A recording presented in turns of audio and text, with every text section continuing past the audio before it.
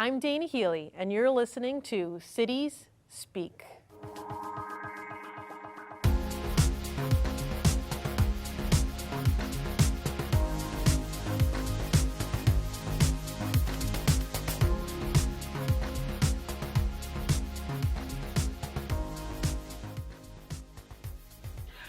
Julie Strahan was elected to her first term of the Roseville City Council this past November of 2020. She has lived in Roseville with her husband Frank since 2002 and has 3 children, Cormac, Maggie, and Kathleen. Councilmember Strahan is actively involved in a variety of community organizations, serving on several arts boards. Currently, Councilmember Strahan is the Human Resources Director of Rakma Homes, a nonprofit residential housing company. She has a bachelor's degree from the University of Minnesota and a master's degree from Minnesota State Mankato. Councilmember Strahan, thank you so much for joining us today. Thank you for having me. So can you just quickly give us a quick little understanding of why did you become interested in being on the Roseville City Council? Yes, definitely. Thank you for asking. I found that time after time in the last 15 to 18 years, people came to me and asked me questions and assumed that I knew what was happening within the city of Roseville. And I found that the more answers I received, the more interested I was in how the city worked.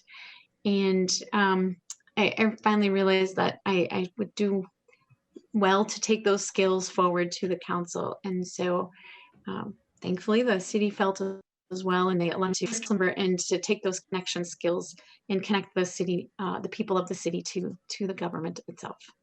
That's wonderful to hear. So what are some focus areas that you want to kick off and work on for the city of Roseville?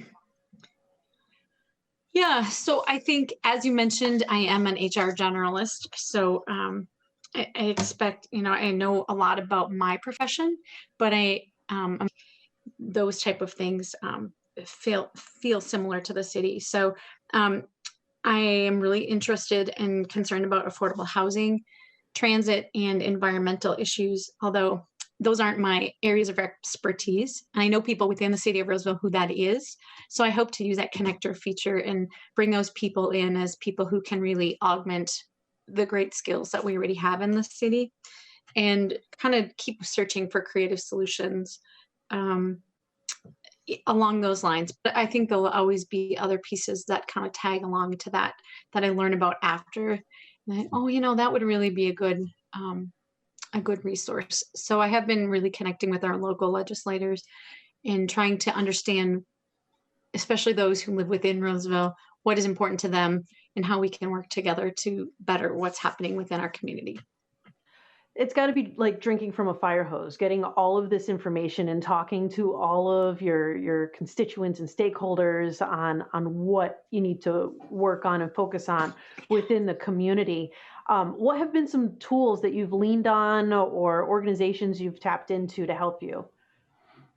Yes, the League of Minnesota Cities has a training program for new council members, which has been a wonderful resource. We have a required Zoom meeting every week where I just speak with the other 168, I think were on the call last week, newly elected officials within the state of Minnesota.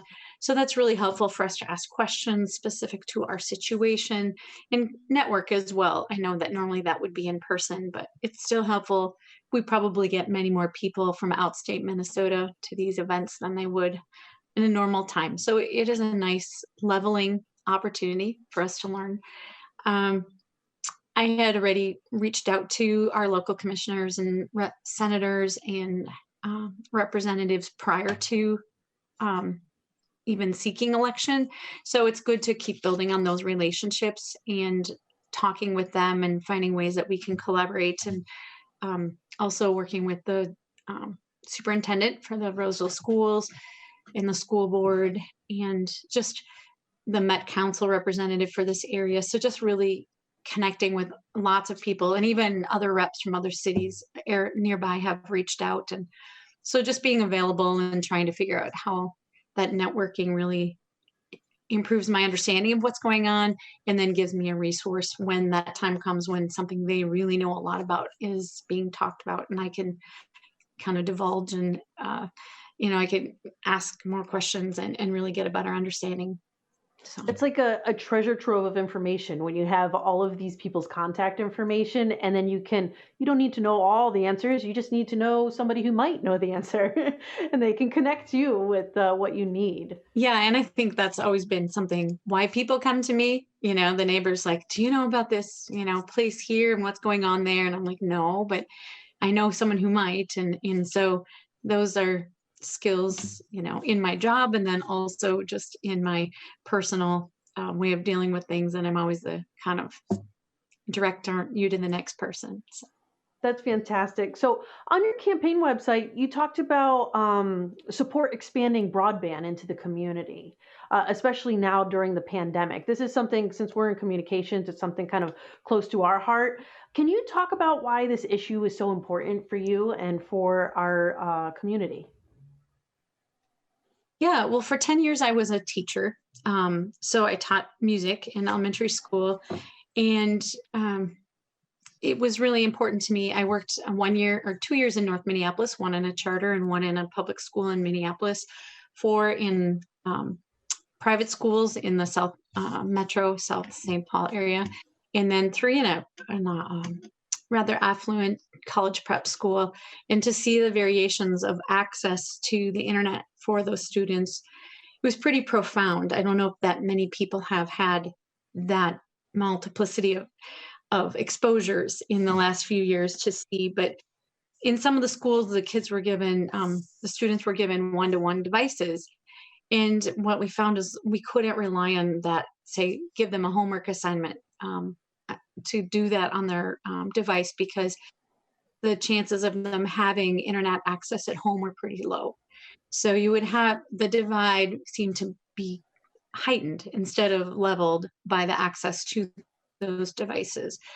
And so at the start of the pandemic, I was a nonprofit arts organization in North Minneapolis. And due to the changes in the pandemic access to broadband in Minneapolis, the schools and other things were opened up. They opened up access on broadband to the citywide broadband. And I saw how wonderful opportunity was. That meant that kids could continue to take their music lessons at home. They could continue something they'd been working on for all that time. Otherwise, there would have been little opportunity to continue because of the access issue. And so I know that citywide broadband isn't without some of its detractors and some of its issues, but I do think that we really need to find a way to make it accessible to as many people as possible, because it isn't a luxury. So many people say, well, it's a luxury, but the thing is, it's not. And a lot of people have access on their phone, but there's still so many pieces that doesn't cover. And then just think I had one woman who applied for a job, and she needed to do the onboarding materials online. And she had four high schoolers trying to work from home on their phones. And she said she could only reach the one computer late at night when everyone was in bed. And so she was having a hard time finishing the materials in the amount of time. So I just know that there's a lot of aspects to consider, but it's not having internet is not a luxury. It's really an essential service that we need to have as people, and like electrical or gas. It's really, it's how we move forward as a society when we expect so much of people. We need to give them all the tools they need to do the job. It really has been exasperated since the pandemic. I don't know if you've seen it, but we've recently done a Compass program on access to broadband. If you haven't seen it, you should check it out. It was really, I really haven't. I will. interesting. Yeah, it was really interesting. So you also mentioned that you want to focus on public safety. Can you talk a little more specifically on changes and things that you hope to see for the city of Roseville? Yes. Well, I've been really excited about the things that the new Chief Schneider has brought up. I've spoken with her on a number of occasions, but I'm really in favor of the new officers that she has requested, that she's currently seeking to add to the staff, that are about being proactive and preventive, and people who can go out and really talk with victims of crime and work on ways to be that mental support to them and to help them move from whatever situation occurred. I think in general, I'm a preventive person. I'd rather deal with it when it's this big instead of when it's this big. Let's find a way to kind of head this past. Public safety is after the fact. You can't catch every person in the act of doing something, but if we can find a way to really help people help themselves, community policing, neighborhood groups, and I'm very supportive of the Northeast Youth and Family Services mental health advocacy that we have on the within the public safety department. And I know that relationship is continuing to grow, and I strongly support that. Not every call to 911 needs to look one way, but it should really be tailored to what the needs are of the people that are on the other end of that call and what services they need. I do know that sadly this weekend there were 2 overdoses within the city, and so I do know that this concern about public safety continues to grow. That we need to really look at it as a multifaceted approach. And the other thing I'm really in I have great support for is the MAC that the police department has collaborated. They've created the Multicultural Advisory Committee, and I have several friends who are on this committee, and they report back feeling empowered and listened to. And I hope that we can take that information and move it forward to the city council and actually enact it so they really feel like their work and their time there is well spent and that it's moving the city forward in many, many ways. Both of those aspects of community policing, I am super excited for. The MAC as well as the Community Action Partnership. We're hoping to learn a little more about the Community Action Partnership on an episode of City Speaks. So hopefully people will be able to check in and see all the great things that the Roseville Police Department are doing. So what would you like to say to the residents of Roseville as their new city council member? Yes, well, of course, thank you. First and foremost, I'm thankful for the opportunity to serve creative solutions that other people have. My brain never stops. I'm always coming up with new ideas. And I bet there are many other people like me who have seen this problem somewhere before and come up and seen a solution that we maybe need to know about. So I really encourage people to contact the whole council by submitting the contact form that is there. It comes to each one of us. You write one note and it comes to each one of us, and we see and hear, and we don't always have a chance to respond to each one. And because of open meeting laws and we can contact each other, it's not always the best to send me something directly because I can't respond and send it to all of my council members in response. And that is so that the city is involved in that process too, but it's kind of unknown when I certainly wasn't aware of it before.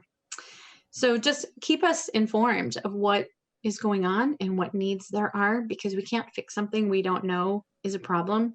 I learned so many things when I was campaigning about what was happening in the community that had not affected me. So they weren't things that were on my radar. So I'd say just continue to contact us and let us know, and don't assume we know what you need to make this a great place to live. Well, thank you so much, Councilmember Strahan. I really appreciate your time and learning more about your great plans for the city of Roseville. Thank you. And thank you for asking me to come and share. Of course. If you felt that this content was helpful in connecting you to your community, please smash that like button and leave us a comment.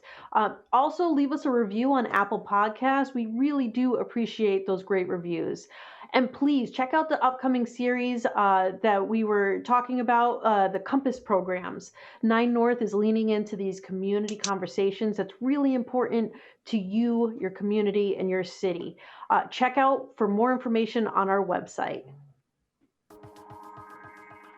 You've been listening to City Speak. If you've enjoyed this show, please like, comment, and share on social at 9 North Media.